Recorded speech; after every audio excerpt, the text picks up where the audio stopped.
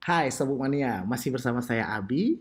Kita akan review buku bagus hari ini, tapi sebelum itu coba like, comment, dan subscribe. Bener nggak sih? Like, subscribe, and comment. Ya kayak gitulah ya.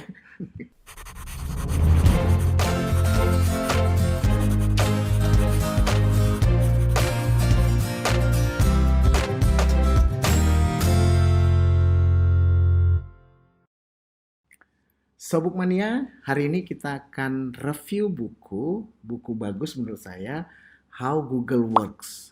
Jadi bagaimana Google bekerja, itu ditulis oleh Eric Schmidt dan Jonathan Rosenberg. Nah sebenarnya saya curiganya awalnya ini Eric Schmidt akan numpang nama saja gitu ya, karena yang nulis kan pasti SPV-nya kan Jonathan Rosenberg. Eric Schmidt itu mantan CEO-nya Google.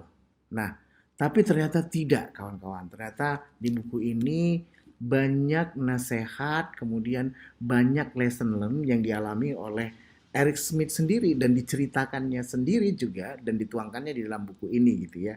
Jadi perkiraan saya di awal Eric Schmidt hanya numpang nama saja salah. Kenapa saya suka buku ini? Karena Eric Schmidt dan Jonathan Rosenberg menuliskannya jujur. Kenapa saya bilang jujur? Karena mereka tidak hanya menulis keberhasilan mereka di Google, tapi mereka juga menuliskan blundernya mereka dan salahnya mereka ketika ngelit di Google. Diceritakan di buku ini, Eric Schmidt dan Jonathan Rosenberg mendapat tugas untuk mengalahkan Finland. Finland itu sebenarnya code name dari code name-nya Microsoft. Bingung kan ya? Karena dikasih footnote memang di situ dituliskan sama Eric Schmidt. Sebenarnya kalau mereka ceritakan siapa yang mau mereka kalahkan di buku ini itu kurang menarik gitu. Tapi kita tahu aja bahwasanya ada code name di sini yang sebenarnya itu untuk mengalahkan perusahaan lain gitu.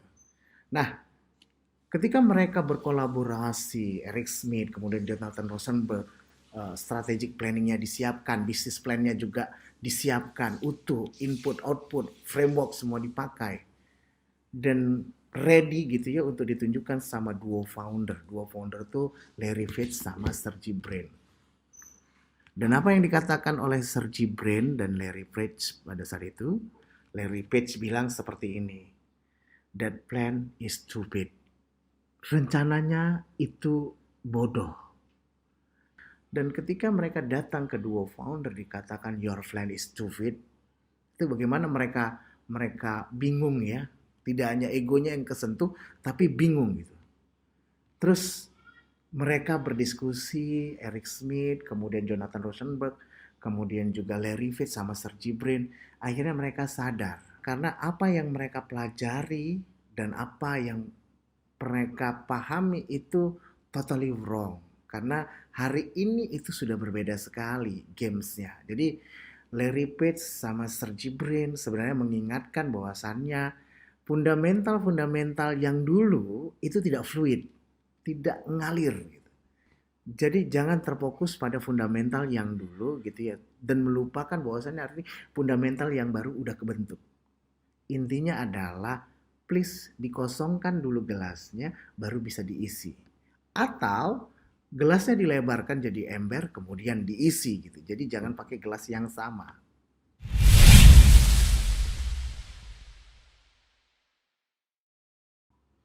Yang pertama adalah introduction lesson learned from the front row. Nah, di chapter ini diceritakan Eric Schmidt dan Jonathan Rosenberg bilang bahwasanya mereka punya pengalaman ketika ngobrol dengan Larry Page dan Sergey Brin, si duo founder. Sergey Brin dan Larry Page bilang, sudahlah, tidak usah tanya ke kita, tidak usah pakai pengalaman-pengalaman kita yang dulu-dulu, karena biasa pengalaman-pengalaman yang dulu-dulu itu salah gitu ya. Yang kita harus lakukan adalah tanya para engineer-nya kita. Jadi ada culture di Google yang kalau bingung tanyalah ke para engineers. Jadi Google itu kalau bicara 100% itu 80%-nya engineer, sisanya baru yang orang ekonomi gitu ya, orang marketing gitu ya, bahkan orang salesnya juga harus engineer juga. Bab yang kedua bicara culture, believe your own slogan. Dan di bab ini bab yang paling saya suka. Kenapa saya suka ketika Eric dan Jonathan bicara tentang culture? Culture, believe your own slogan.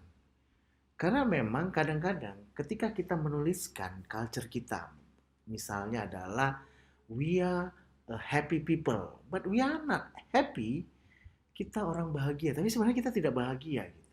Nah, yang dilakukan sama Google adalah mereka menuliskan kira-kira culture-nya apa dan menyepakati bersama sehingga terbentuk culture yang kuat.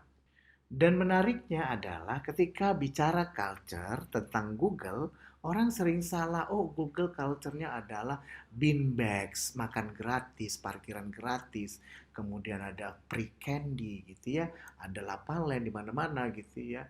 Yang sebenarnya itu hanya kulit luarnya saja gitu. Jadi culture-nya Google itu bukan makan-makan gratis, kemudian ada ayunan, ada sepeda di kantor, itu bukan. Culture di Google adalah bagaimana ngebangun smart kreatif. Smart kreatif itu kau tidak hanya cerdas, tapi juga kreatif. Gitu. Kita tidak hanya dituntut untuk cerdas, tapi juga kreatif, mensolusikan. Yang kedua culture-nya dari Google adalah menolong. Menolong maksudnya ketika bicara satu organisasi hari ini, masing-masing orang mendapat peran. Nah, ketika si A punya peran bla bla bla, tidak peduli dengan peran B gitu ya. Nah, di Google tidak seperti itu. Jadi mereka membiasakan minimal satu parameter gitu ya. Kalau misalnya aku ngerjakan A, minimal aku tahu si B ngerjakan apa dan aku mampu membackupnya. Chapter yang ketiga itu bicara your plan is wrong. Artinya apa? Dibahas sama buku ini bahwasannya apapun plan yang sudah pernah dilakukan atau plan yang dulu pernah berhasil itu tidak lagi sama. Hari ini kondisinya berbeda, marketnya juga berbeda, dan Google harus melakukan sesuatu yang berbeda.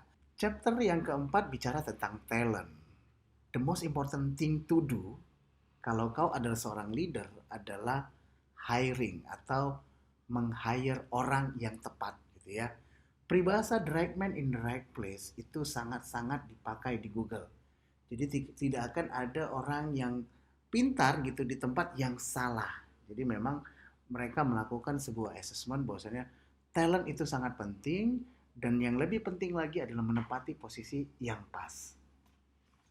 Bab yang kelima adalah decision, the true meaning of consensus. Dan bab yang keenam kita akan diajak bicara communication. Kalau istilahnya Eric Smith, ya Eric Smith yang bilang be a damn good router. Jadi jadilah router yang sangat baik. Jadi kalau misalnya bicara berkomunikasi A, B, C, D yang disampaikan, kita sampaikan ke subordinat kita atau bawahan kita A, B, C, D juga. Jadi jangan ditambahin atau dikurangi gitu. Dikembangkan boleh. Chapter yang ketujuh yang menarik banget menurut saya adalah bicara inovasi. Bagaimana ketika bicara inovasi itu tidak hanya bicara connecting the dot ya.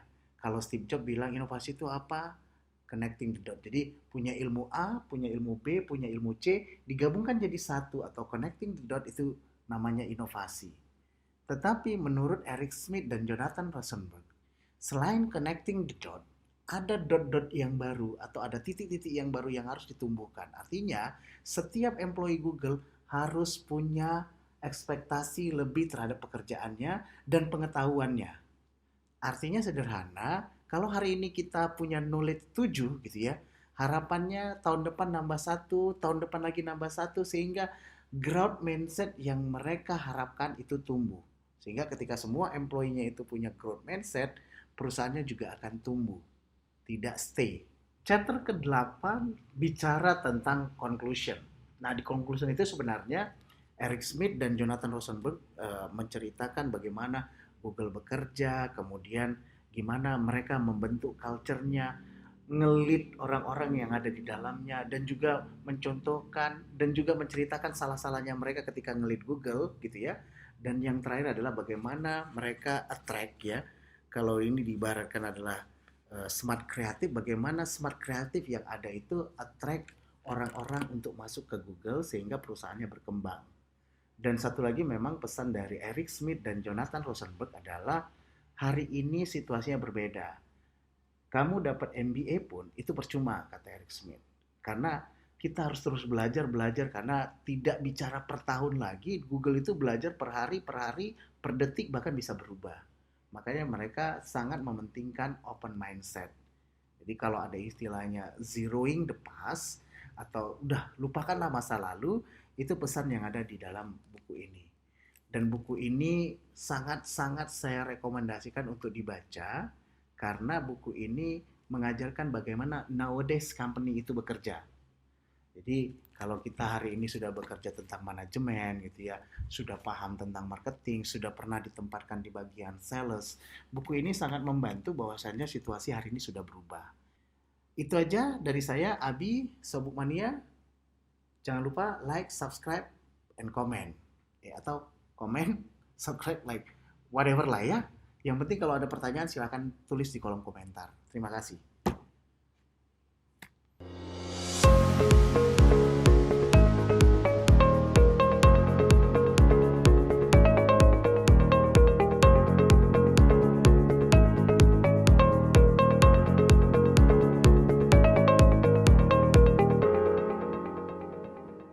Salah kamu.